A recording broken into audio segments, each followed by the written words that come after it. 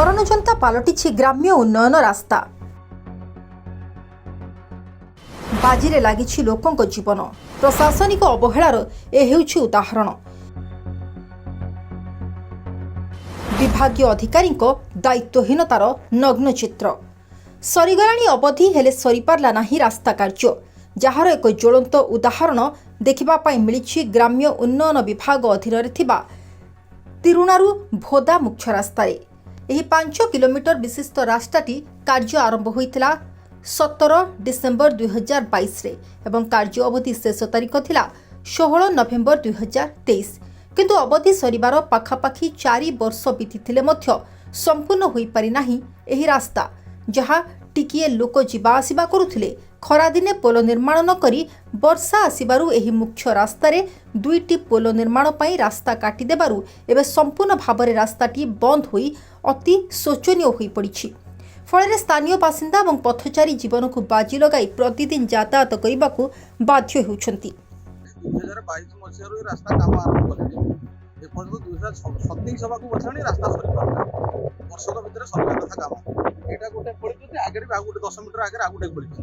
ଦୁଇଟା ଯାକ ପାଇଁ ଆମେ ଏପଟରେ ବାଲିକୁଦାରୁ ଏପଟେ ଡାଇରେକ୍ଟ ପୁରୀ ଯାଇ ବି ଲୋକ ଯିବା ଆସିବା କରୁଛନ୍ତି। ଏପର୍ଯ୍ୟନ୍ତ ଏ କଣ୍ଟ୍ରାକ୍ଟରେ କାମ କରିପାରୁନାହିଁ। ये कौन वर्ष भर काम सरला नहीं, वर्षा दिन पोल खोलला। ବର୍ଷା ଦିନରେ ଭାଇ ପିଚୁ ବି ସରିନି, ଆଉ ଏ ରାସ୍ତା ତ ଛାଡ଼ନ୍ତୁ। ଏ ତ ଏବେ ପୋଲ ଖୋଳି ଦେଇଛନ୍ତି ରଜ ପରେ, କରିପାରୁନାହାନ୍ତି କାମ। ଗୋଟେ ଘରେ କାମ କଲେ ଲୋକଙ୍କର 30-40 ଲେବର ଲାଗୁଛନ୍ତି ନିୟରେ, ଇଏ କିନ୍ତୁ ଗୋଟେ କଣ୍ଟ୍ରାକ୍ଟର 12ଟା ଲୋକ ଆଣି ଆସିଲା କାମ କରିବା। ଏଇଭଳିଆ ପରିସ୍ଥିତି ଯୋଗୁଁ ଆମେ ଏପଟେ ଯିବା ଆସିବା କରିପାରୁନୁ। ଆମର ପୁରୀ ସାରିଲାଣି काम निम्नमानर ପୁରା ନିମ୍ନମାନର। ଭାଇ ଦେଖୁନାହାନ୍ତି କ'ଣ ହେଇଛି, ADMM ରୋଡ ଦେଇକି କାମ ହଉଛି। ଯିବା ଆସିବା ଦେଖନ୍ତୁ, ମାନେ ଏମିତି କଣ୍ଟ୍ରାକ୍ଟର କାମ ଯଦି ଗୋଟେ ସରକାର ଯଦି ଗୋଟେ କାମ ଦେଲେ, ତାହେଲେ କଣ୍ଟ୍ରାକ୍ଟର କ'ଣ ଏଇ ବର୍ଷା ଦିନେ କ'ଣ ରାସ୍ତାକୁ ଖୋଳିକି ଦେଖନ୍ତୁ ଯିବା ପାଇଁ ଗାଡ଼ି ବି ଆମର ଥୁଆ ହେଇଛି, ପଛପଟେ ବି ଦେଖନ୍ତୁ ଗାଡ଼ି ଥୁଆ ହେଇଛି, ଏପଟେ ବି ଯାଇ ହେଉନି। ବର୍ଷା ଦିନେ କ'ଣ ଖରା ଦିନ ସାରା କାମ କରିବାକୁ ହେଲାନି, ଏ ବର୍ଷା ଦିନେ ଦେଖିଲେ ଯଦି ବି କାମ କଲେ ଯେ ଖୋଳିଲେ, ସେ କାମଟାକୁ ସାରି ନ ପାଇଲେ ତାହେଲେ ଆକୁ ଖୋଳିଥିଲେ କ'ଣ ପାଇଁ? तो निश्चित भाव में ଆପଣଙ୍କ ମାଧ୍ୟମରେ ଏତିକି ହେଲେ ଆମେ କହିବାକୁ ଚାହୁଁଛୁ ଯେ କି ସରକାର ଯଦି କାମ ଦଉଛନ୍ତି, ସେ କାମଟାକୁ ସେ ଖରା ଦିନେ କାହିଁ କମ୍ପ୍ଲେନ୍ କରୁଛନ୍ତି, ସେଇଟାକୁ ତଦାରଖ କାହିଁ କରୁନାହାନ୍ତି, ସେଟାକୁ ଦେଖୁନାହାନ୍ତି କାହିଁକି ଆସିକି କାମଟା ହେଇଛି କି ନ ହେଇଛି, ସେଟା ଦେଖିବା ଦରକାର ଆସିକିରି। ଦେଖନ୍ତୁ ବର୍ତ୍ତମାନ ଭାଇମାନେ ଅଛନ୍ତି, ବର୍ତ୍ତମାନ ଯିବେ, ବର୍ତ୍ତମାନ ଗାଡ଼ି ଆମର ସବୁ ଥୁଆ ହେଇଛି ଏଠି, ବର୍ତ୍ତମାନ ଯାଇପାରିବ, ଯିବୁ କେମିତି? ବର୍ତ୍ତମାନ ଏପଟେ ବୁଲିକି ଯିବ, ବର୍ତ୍ତମାନ 30 କିଲୋମିଟର ବର୍ତ୍ତମାନ ବୁଲିକି ଯିବୁ। ଯଦି ବର୍ଷା କାଦୁଅରେ ଆମେ ବର୍ତ୍ତମାନ କୋଉ ପଟେ ଯିବୁ? निश्चित भाव में निम्नमानर काम होई କାମରେ ଦେଖନ୍ତୁ କାମ ପୁରା ଏଇଠି ହେଇଛି, ଆପଣ ଦେଖୁନାହାନ୍ତି ବର୍ତ୍ତମାନ କାମ ସେମିତି ଖୋଳା ହେଇ ସେମିତି ପଡ଼ିଛି। ଯଦି କଲେ ଯଦି ରାସ୍ତା ଗୋଟେ କରୁଥିଲେ, ରାସ୍ତା ଇଏ ଗୋଟେ ଟେମ୍ପରାରୀ ଗୋଟେ ରାସ୍ତା କରିଛନ୍ତି, ଏ ରାସ୍ତାରେ କେହି ବି ଯାଇପାରିବନି, ଚାଲିକିରି ତମେ ସବୁଠୁ ଯାଇପାରିବନି।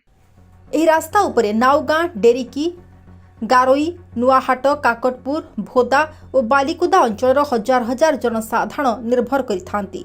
ବିଶେଷ କରି ସ୍ଥାନୀୟ ଅଞ୍ଚଳର ଲୋକମାନେ ଦୈନନ୍ଦିନ ଜୀବିକା, ବ୍ୟବସାୟ ଏବଂ ଜରୁରୀକାଳୀନ ସେବା ପାଇଁ ପୁରୀ, କୋଣାର୍କ ଓ କାକଟପୁର ଭଳି ପ୍ରମୁଖ ସହରକୁ ଗାଡ଼ି ମୋଟର ଯୋଗେ ଏ ରାସ୍ତା ଦେଇ ଯା ଆସ କରନ୍ତି।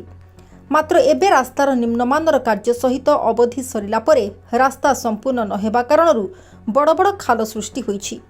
ସାମାନ୍ୟ ବର୍ଷା ହେଲେ ଖାଲଗୁଡ଼ିକରେ ପାଣି ଜମି ପୁଷ୍କରିଣୀର ଭ୍ରମ ସୃଷ୍ଟି କରୁଛି। ଅଞ୍ଚଳବାସୀଙ୍କ ତରଫରୁ ବିଭାଗୀୟ ଉଚ୍ଚପଦସ୍ଥ ଅଧିକାରୀଙ୍କ ନିକଟରେ ରାସ୍ତାର ତୁରନ୍ତ କାର୍ଯ୍ୟ ସାରିବା ଏବଂ ଅବଧି ସରିବାର ଦୀର୍ଘଦିନ ପୂରି ଯାଇଥିଲେ ମଧ୍ୟ ଠିକାଦାରଙ୍କ ଦାୟିତ୍ୱହୀନତା ଏବଂ ବିଭାଗୀୟ ଅଧିକାରୀମାନଙ୍କ ଉଦାସୀନତା ପାଇଁ ତାଙ୍କ ଉପରେ ଦୃଢ଼ କାର୍ଯ୍ୟାନୁଷ୍ଠାନ ପାଇଁ ଦାବି ହେଉଛି। ଯଦି ଆଗାମୀ ଦିନରେ ରାସ୍ତାର କାର୍ଯ୍ୟ ତୁରନ୍ତ ଶେଷ କରାନଯାଏ, ତେବେ ସ୍ଥାନୀୟ ବାସିନ୍ଦା ରାଜରାସ୍ତାକୁ ଓହ୍ଲାଇବା ସହ ଆନ୍ଦୋଳନକୁ ତୀବ୍ର କରିବେ ବୋଲି ଚେତାବନୀ ଦେଇଛନ୍ତି। 2022ରୁ ଏ କାମ ଆରମ୍ଭ ହେଲାଣି, ହେଲେ 2026 ହେଇଗଲା, ଏ କାମ ସମ୍ପୂର୍ଣ୍ଣ ହେଇପାରିଲା ନାହିଁ। ତେଣୁକରି ଏଠି ବହୁତ ଅସୁବିଧାରେ ଆମେ ରହୁଛୁ। ଏଠି ରାସ୍ତା ଖୋଳି ଦେଇ ଯାଇଛନ୍ତି, ପାଣି ବି ବହୁତ ସ୍ପିଡ୍ ଚାଲୁଛି, ଲୋକ ଯିବା ଆସିବା କରିବାକୁ ବହୁତ। ए जो कॉन्ट्रैक्ट जो काम आरंभ करथिला 2022 रे आरंभ होइता 2023 सरिबा कथा, किंतु 2026 हे गला काम सरी पाइला नाही। ए जो कॉन्ट्रैक्टर जे रहिछि से वर्षा दिने पोल खोलिला, तेणु एबे भी काम छाड़ी देई जाइछि। जले वर्षा हे गला पानी हे गला ये रास्ताटी कोड बालिकुदारू ये रास्ताटी हमर बालिकुदारू डेरी के पर्यंत लागिछि। एबे लोक माने के जीवासा करि परना, लोक माने के जीवासा करि परनांती, बड़ हैरान होछन। ରାସ୍ତା 2022 ରୁ ଆରମ୍ଭ ହେଲାଣି 2023 ସରିବା କଥା 4 ବର୍ଷ ହେଇଗଲା ଏଇ ରାସ୍ତା କାମ ସରିବାକୁ ନାହିଁ ପୋଲ କାମ କରୁଛନ୍ତି ପୋଲ ବର୍ଷା ଦିନେ ପୋଲଟାକୁ ଖୋଳିଲେ ଲୋକ ଯିବା ଆସିବା କରିବାକୁ ମେଡିକାଲ ଆମର ବାଲିକୁଦା ମେଡିକାଲ ଡେରି ବାଲିକୁଦା ଯାଉଛି ରାସ୍ତାଟା ମେଡିକାଲ ଯିବାକୁ ଲୋକ ହଇରାଣ ହୁଅନ୍ତି ଆମେ ବି ଘରୁ ବାହାରି ପାରୁନୁ ଆମେ ଡେରିକି ଗୋଟେ କାମ କହିଲେ ଆମେ ବି ଯାଇପାରୁନାହୁଁ ଏ କଣ୍ଟ୍ରାକ୍ଟରକୁ ତୁରନ୍ତ ଆକ୍ସନ ନିଆଯାଉ ଏ କଣ୍ଟ୍ରାକ୍ଟର ଯଥାଶୀଘ୍ର କାମ ଆରମ୍ଭ ଅଧିକାରୀ ଏବଂ ତହସିଲଦାରଙ୍କୁ ଏପ୍ରିଲ 18ରେ ଗୋଟେ କମ୍ପ୍ଲେନ କରିଥିଲି ସେ ଆସିକି କରିଥିଲେ କଣ ନାହିଁ ତାପରେ ତ କେତେ ଆଉ ଦୌଡ଼ିକିରି ବିଡିଓଙ୍କ ପାଖକୁ ତହସିଲଦାର ଆପ୍ଲିକେସନ ମଧ୍ୟ ଦେଇଥିଲି ଏପ୍ରିଲ 18 ତାରିଖରେ ଦେଇଥିଲି ତହସିଲଦାରକୁ ଏଇ ବିଷୟରେ ଆମର ବର୍ତ୍ତମାନ ଚାଷ ବର୍ତ୍ତମାନ ଏ ନଈର ବର୍ତ୍ତମାନ ଚାଷ ବି ଆମର ପଡ଼ିଗଲା ଆମେ ରହିଛୁ ଜଗତସିଂହପୁର ଜିଲ୍ଲାର ଯେଉଁ ଗ୍ରାମ୍ୟ ଉନ୍ନୟନ ବିଭାଗ ରହିଛି ସେ ଅଫିସର ସମ୍ମୁଖରେ ରହିଛୁ ଯେଉଁଠିକି ବିଭାଗୀୟ ଅଧିକାରୀମାନଙ୍କୁ ବାରମ୍ବାର ଭେଟିବାକୁ ଆସିଲା ପରେ ବି ବିଭାଗୀୟ ଅଧିକାରୀମାନଙ୍କର ଦେଖା ମିଳୁନି ଏବଂ ବିଭାଗୀୟ ଅଧିକାରୀମାନଙ୍କୁ ବାରମ୍ବାର ଅଭିଯୋଗ କଲା ପରେ ମଧ୍ୟ କୌଣସି କାର୍ଯ୍ୟ କରାଯାଉନି ଏଇଭଳି ଦୃଶ୍ୟ ଦେଖିବାକୁ ମିଳିଛି ଏଇ କାର୍ଯ୍ୟାଳୟ ଅଧୀନରେ ଯେଉଁ ରହିଛି ନାୟଗାଁରେ ବ୍ଲକର ଯେଉଁ ରାସ୍ତା ରହିଛି ଆମର ଭୋଦାଠାରୁ କିରୁଣା ପର୍ଯ୍ୟନ୍ତ ଯେଉଁ ରାସ୍ତା ରହିଛି ସେ ରାସ୍ତାରେ 2022 ମସିହାରେ କାର୍ଯ୍ୟ ଆରମ୍ଭ ହୋଇଥିଲା କିନ୍ତୁ 2023 ମସିହାରେ କାର୍ଯ୍ୟ ଶେଷ ହେବାର ଥିଲା କିନ୍ତୁ 2026 ମସିହା ହେଲା ଏପର୍ଯ୍ୟନ୍ତ ଯେଉଁ ଠିକାଦାର ସେ କାର୍ଯ୍ୟ କରୁଥିଲେ ଏପର୍ଯ୍ୟନ୍ତ କାର୍ଯ୍ୟ ଶେଷ କରିପାରୁ ନାହିଁ ଯାହାଦ୍ୱାରା ଠିକାଦାର ଯେଉଁ ରହିଛି ଯେଉଁ ରାସ୍ତା ରହିଛି ସେ ରାସ୍ତାଟି ବାଲିକୁଦା ମଧ୍ୟ ସେ ରାସ୍ତାରେ ସଂଯୋଗ କରୁଛି ଏବଂ ବହୁତ ଲୋକ ସେପଟେ ଯିବା ଆସିବା କରୁଥିଲେ କିନ୍ତୁ ଠିକାଦାର ଖରାଦିନେ ସେଠି ପୋଲ ନିର୍ମାଣ କଲେ ନାହିଁ ବର୍ଷା ଆସିବାରୁ ଦୁଇଟି ଜାଗାରେ ପୋଡ଼ିକିରି ପୋଲ ନିର୍ମାଣ କରୁଛନ୍ତି ଯାହାଦ୍ୱାରା ସମ୍ପୂର୍ଣ୍ଣ ସେ ରାସ୍ତା ଗମନାଗମନ ବିଚ୍ଛିନ୍ନ ହୋଇପଡ଼ିଛି କିନ୍ତୁ ଏ ବିଷୟରେ ଯେଉଁ ଆମର ସରକାରୀ ଅଧିକାରୀମାନେ ରହିଛନ୍ତି ତାହାକୁ ବାରମ୍ବାର ଗ୍ରାମବାସୀମାନେ ଆବେଦନ କରିଛନ୍ତି ଏବଂ